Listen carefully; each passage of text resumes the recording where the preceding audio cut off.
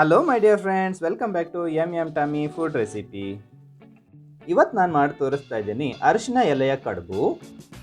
ಅರಿಶಿನದ ಎಲೆ ಕಡುಬು ನಾಗಪಂಚಮಿ ಮತ್ತು ಗಣಪತಿ ಹಬ್ಬದಲ್ಲಿ ನೈವೇದ್ಯವಾಗಿ ಮಾಡುವಂತಹ ರೆಸಿಪಿಯಾಗಿದೆ. ನಾನಿಲ್ಲಿ ಫ್ರೆಶ್ ಆಗಿರುವಂತಹ ಅರಿಶಿನ ಎಲೆಯನ್ನು ಕಟ್ ಮಾಡ್ಕೊಳ್ತಾ ಇದ್ದೀನಿ. ಅರಿಶಿನ ಎಲೆ ಕಟ್ ಮಾಡ್ಕೊಳ್ಳುವಾಗ ಆದಷ್ಟು ದೊಡ್ಡದಾದಂತಹ ಅರಿಶಿನ ಎಲೆಯನ್ನು ಕಟ್ ಮಾಡ್ಕೊಳ್ಬೇಕು. ಸಾಕಷ್ಟು ಎಲೆ ಸಿಕ್ಕಿದೆ, ಬನ್ನಿ ನಾವು ರೆಸಿಪಿಯನ್ನು ಶುರು ಮಾಡೋಣ. ಮೊದಲಿಗೆ ನಾನಿಲ್ಲಿ ಅರಿಶಿನ ಎಲೆಯನ್ನು ಚೆನ್ನಾಗಿ ತೊಳೆದ್ಬಿಟ್ಟು ಕಟ್ ಮಾಡ್ಕೊಳ್ತಾ ಇದ್ದೀನಿ. ಮಳೆಗಾಲದ ಸೀಸನ್ ಈಗ ಆಗಿರೋದ್ರಿಂದ ಅರಿಶಿನದ ಎಲೆಯನ್ನು 2-3 ಬಾರಿ ಚೆನ್ನಾಗಿ ವಾಶ್ ಮಾಡ್ಕೊಳ್ಬೇಕು. ಅದಾದ ನಂತರ ನಾನು ಈ ರೀತಿಯಾಗಿ ಕಟ್ ಮಾಡ್ಕೊಂಡು ಇಟ್ಕೊಂಡಿದ್ದೀನಿ. ನಂತರ ಒಂದು ಸ್ವಚ್ಛವಾದ ಬಟ್ಟೆಯಿಂದ ಎಲೆಯ ಎರಡೂ ಭಾಗವನ್ನು ಚೆನ್ನಾಗಿ ಒರೆಸ್ಕೊಳ್ತಾ ಇದ್ದೀನಿ. ಅರಿಶಿನದ ಎಲೆ ಮಾರ್ಕೆಟ್ನಲ್ಲೂ ಸಹ ಈಸಿಯಾಗಿ ಅವೈಲೇಬಲ್ ಇರೋದ್ರಿಂದ ನೀವು ಈ ರೆಸಿಪಿಯನ್ನು ಒಮ್ಮೆ ಖಂಡಿತ ಮಾಡಿ, ತುಂಬಾ ಟೇಸ್ಟಿಯಾಗಿರ್ತದೆ.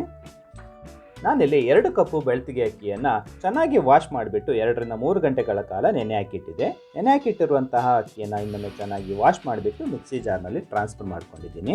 ನಂತರ 1 ಕಪ್ಪು ತುರಿದ ಕಾಯಿ, ಹಾಗೆ 1 ಚಮಚ ಬೆಲ್ಲ, ಹಾಗೆ ಅರ್ಧ ಚಮಚ ಉಪ್ಪನ್ನು ಸೇರಿಸ್ಬಿಟ್ಟು ಸ್ವಲ್ಪವಾಗಿ ನೀರನ್ನು ಸೇರಿಸ್ಬಿಟ್ಟು ಹಿಟ್ಟನ್ನು ಹದವಾಗಿ ರುಬ್ಬಿಕೊಂಡಿದ್ದೀನಿ.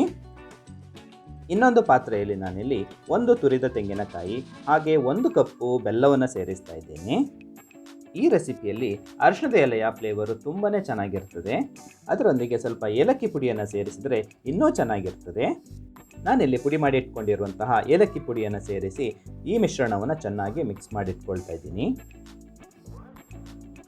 ಚೆನ್ನಾಗಿ ತೊಳೆದು ಒರೆಸಿಟ್ಕೊಂಡಿರುವಂತಹ ಅರಿಶಿನದ ಎಲೆಯಲ್ಲಿ ನಾನಿವಾಗ ರೆಡಿ ಮಾಡಿ ಇಟ್ಕೊಂಡಿರುವಂತಹ ಹಿಟ್ಟನ್ನು ಹಚ್ತಾ ಇದ್ದೀನಿ.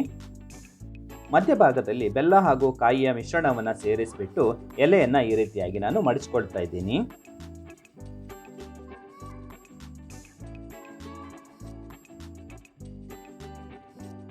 ಹೀಗೆ ಮಡಚಿಟ್ಕೊಂಡಿರುವಂತಹ ಎಲೆಗಳನ್ನು ಇಡ್ಲಿ ಸ್ಟೀಮರ್ನಲ್ಲಿ 10-12 ನಿಮಿಷಗಳ ಕಾಲ ನೀವು ಬೇಯಿಸ್ಕೊಳ್ಬೇಕು. ಸ್ಟೀಮರ್ ಏನಾದರೂ ಚಿಕ್ಕದಾಗಿದ್ದರೆ ಇಡ್ಲಿ ಪಾತ್ರೆಯಲ್ಲಿ ನೀವು ಉದ್ದವಾಗಿ ಮಡಚಿಕೊಂಡಿರುವಂತಹ ಎಲೆಗಳನ್ನು ಇಡಲಿಕ್ಕೆ ಸಾಧ್ಯವಾಗೋದಿಲ್ಲ. ಹಾಗಾಗಿ ನೀವು ಎಲೆಯನ್ನು ಈ ರೀತಿ ಸಹ ಮಡಚಿಕೊಳ್ಬೋದು.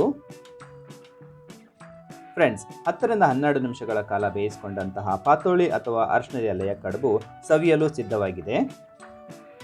ಹಲಸಿನ ಎಲೆ ಕಡುಬು ಅಥವಾ ಪಾತೋಳಿಯನ್ನು ಸ್ವಲ್ಪ ತುಪ್ಪವನ್ನು ಸೇರಿಸಿಬಿಟ್ಟು ಸವಿಯಲು ತುಂಬಾ ಟೇಸ್ಟಿಯಾಗಿರ್ತದೆ. ಈ ರೆಸಿಪಿ ನಿಮಗೆ ಇಷ್ಟ ಆದಲ್ಲಿ ಲೈಕ್ ಮಾಡಿ, ಶೇರ್ ಮಾಡಿ, ಹಾಗೆ ಚಾನಲನ್ನು ಸಬ್ಸ್ಕ್ರೈಬ್ ಮಾಡೋದನ್ನು ಮರಿಬೇಡಿ.